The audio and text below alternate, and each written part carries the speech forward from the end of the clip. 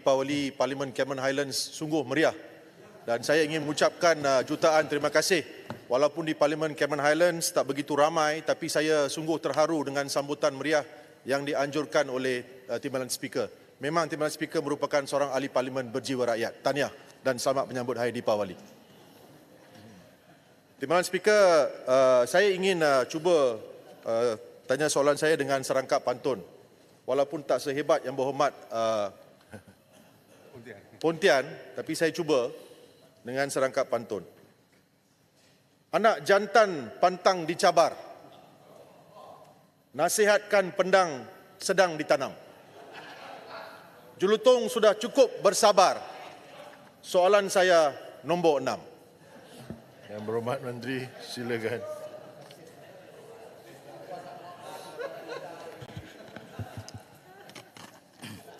Terima kasih, Yang Pertua. Terima kasih YB Julutong. Mungkin saya pun tak lambatlah, belum lambat lagi untuk menyampaikan secara peribadi selamat menyambut Hari Deepawali kepada YB Julutong. Timbalan Menteri memang merupakan seorang yang berjiwa rakyat juga. Terima kasih. Thank you. Terima kasih. Tuan Yang Pertua, saya memohon izin untuk menjawab soalan Yang Berhormat Julutong bersekali dengan Yang Berhormat Seratok dan Yang Berhormat Beluran bertarikh 20 November 2024, Yang Berhormat Padang Serai bertarikh 26 November 2024, Yang Berhormat Stew bertarikh 2 Disember 2024, Yang Berhormat Putrajaya bertarikh 5 Disember 2024 serta dua soalan Yang Berhormat Rompin bertarikh 2 dan 5 Disember 2024 kerana pertanyaan adalah mengenai isu yang sama. Untuk maklumat ahli-ahli yang berhormat juga, pertanyaan berkaitan isu penerbangan dan Malaysia Airlines Berhad ini juga pernah saya jawab semasa sesi pertanyaan bagi jawapan lisan pada 28 Oktober dan juga tahun 2024 dan semasa sesi pengulungan pembahasan belanjawan 2025 oleh Yang Berhormat Menteri Pengangkutan pada 6 November di Dewan Yang Mulia ini, di peringkat dasar. Tuan Yang Pertua, mungkin saya minta lebih sikitlah. Sebab banyak dikumpul semua ni. Silakan. Tuan Yang Pertua, Kementerian Pengangkutan prihatin dan memandang serius aspek-aspek keselamatan dan perihal keselamat dalam memastikan pertumbuhan industri penerbangan selari dengan pematuhan terhadap piawaian keselamatan yang telah ditetapkan. Salah satu strategi yang bagi memulihkan keyakinan penumpang terhadap syarikat Malaysia Airlines adalah berdasarkan kepada hasil laporan On-Time Performance OTP Suruhanjaya Penerbangan Malaysia, MEFCOM.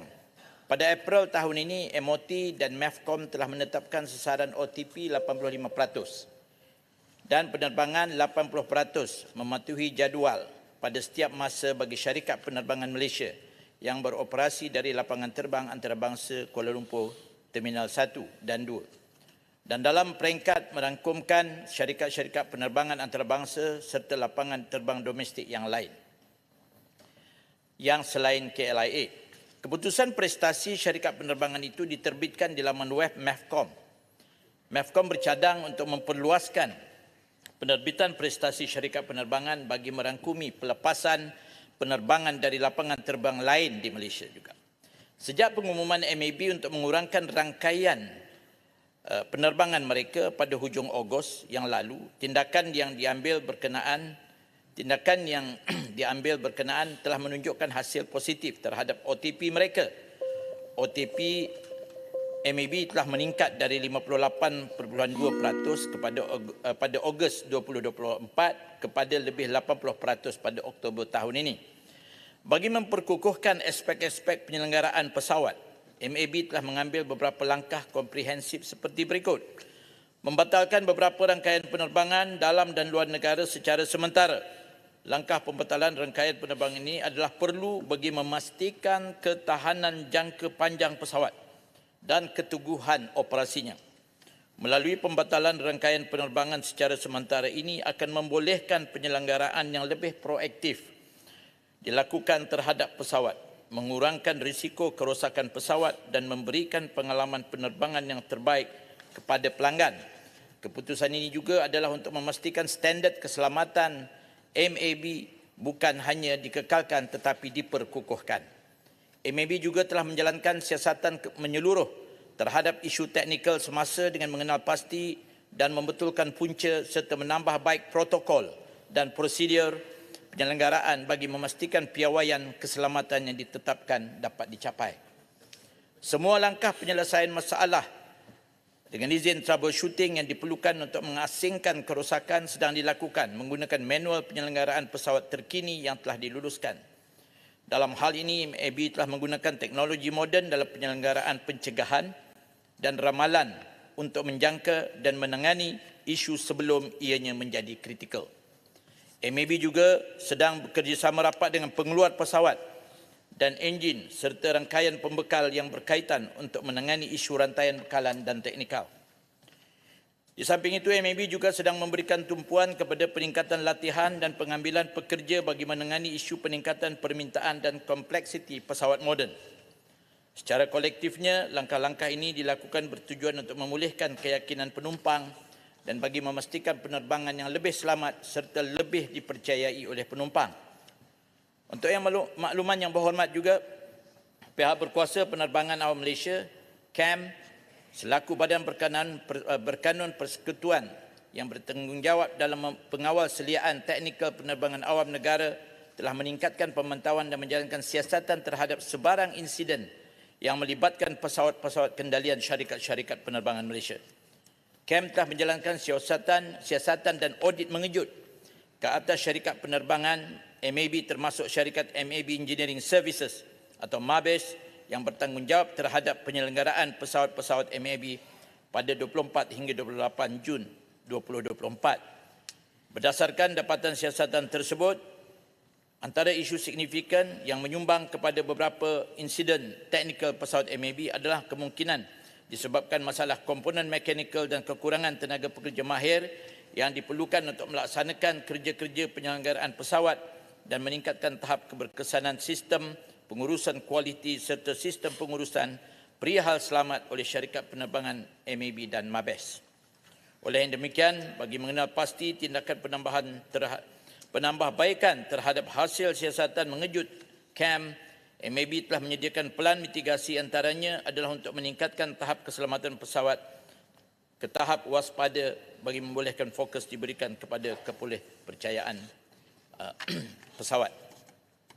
Pada masa yang sama, MAB juga telah melaksanakan proses perolehan pesawat baharu sebagai salah satu strategi meningkatkan keyakinan penumpang terhadap syarikat penerbangan tersebut, selain memastikan ketersediaan pesawat yang mencukupi untuk memenuhi keperluan penerbangan yang telah dijadualkan. Untuk maklumat yang berhormat juga, berdasarkan audit terkini CAM ke atas syarikat MAB, tempoh pembaharuan sijil perakuan pengendalian udara atau AOC akan dikurangkan daripada 3 tahun kepada 1 tahun sahaja, mulai 1 September 2024 hingga 31 Ogos 2025. Oleh yang demikian, syarikat penerbangan perlu melalui proses pengauditan yang lebih kerap sebelum AOC mereka diperbaharui. Hal ini akan memastikan MAB lebih peka dan mengambil tindakan-tindakan penambahbaikan sewajarnya sebagai pelan mitigasi yang telah dikemukakan oleh CAM. CAM akan meneruskan pemantauan dan menjalankan pengauditan keselamatan terhadap semua pesawat yang dimiliki oleh syarikat-syarikat penerbangan yang beroperasi dalam negara dalam memastikan aspek-aspek keselamatan dan perihal selamat dipatuhi sewajarnya. Kementerian ini juga menegaskan bahawa kerajaan tidak akan berkompromi dalam perkara yang melibatkan keselamatan penumpang penerbangan. Kerajaan melalui Yang Amat Berhormat Perdana Menteri telah menyatakan komitmen untuk memastikan kejayaan syarikat MAB kerana ia merupakan syarikat penerbangan nasional dan harus kembali sebagai syarikat penerbangan utama negara. Terima kasih. Mr. Speaker, Majlis Mr. Speaker. mempersilakan Tuan Sanis Wara Niptaji Raya anak lelaki Rajaji yang berhormat Jelutong untuk soalan tambahan. Terima kasih Timbalan Speaker. Saya mendengar dengan tekun penjelasan yang diberikan. Saya pertamanya ingin merakamkan ucapan setinggi-tinggi tahniah terima kasih kepada Timbalan Menteri, Menteri dan Kementerian di atas segala usaha yang diambil untuk meningkatkan lagi mutu perkhidmatan Malaysia Airlines. Cumanya Timbalan Speaker, saya ingin tanya, kerap kali apa yang berlaku sekarang adalah bila kita pergi ke airport, Selepas sampai di airport, kita dimaklumkan bahawa penerbangan itu ditunda. Dan kadang-kala penundaan itu bukan hanya sejam 2 jam, tetapi boleh juga menjangkau lebih kurang 5-6 jam, bayangkan. Ya. Dan bayaran begitu tinggi sekali. Saya mengambil maklum, Menteri, Timbalan Menteri dan Kerajaan telah memaklumkan kalau berlaku penundaan begitu, terdapat syarat-syarat di mana syarikat penerbangan itu haruslah mengembalikan bayaran tiket penerbangan kepada penumpang. Soalan saya, adakah apa-apa tempoh masa diletakkan supaya wang itu dikembalikan secara automatik kepada penumpang tersebut? Ini adalah perlu. Kalau tidak dikembalikan, maka penumpang itu terpaksa membuat tuntutan, melantik peguam, pergi ke Consumer Association dan sebagainya. Ini adalah soalan yang ingin saya timbulkan. Bolehkah kerajaan memastikan kalau ada penundaan begitu, melebihi 3-4 jam, wang itu perlu dikembalikan kepada penumpang secara automatik dalam masa yang singkat. Terima kasih, Timbalan Speaker. Yang Berhormat Menteri untuk jawapan.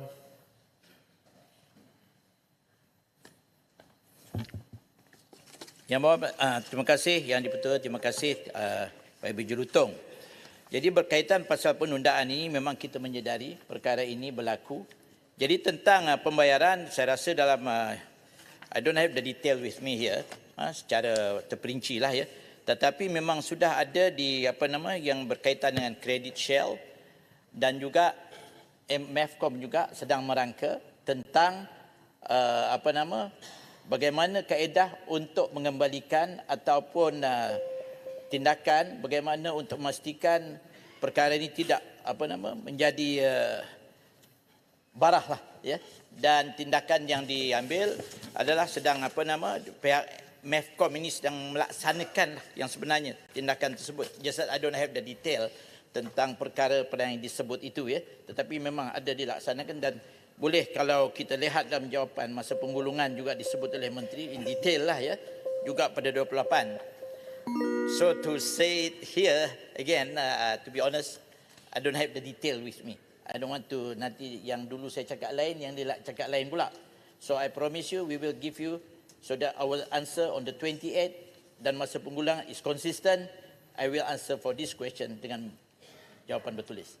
Memang ada perkara sudah dilaksanakan. Terima kasih. Terima kasih, Timbalan Menteri. Baik, berikutnya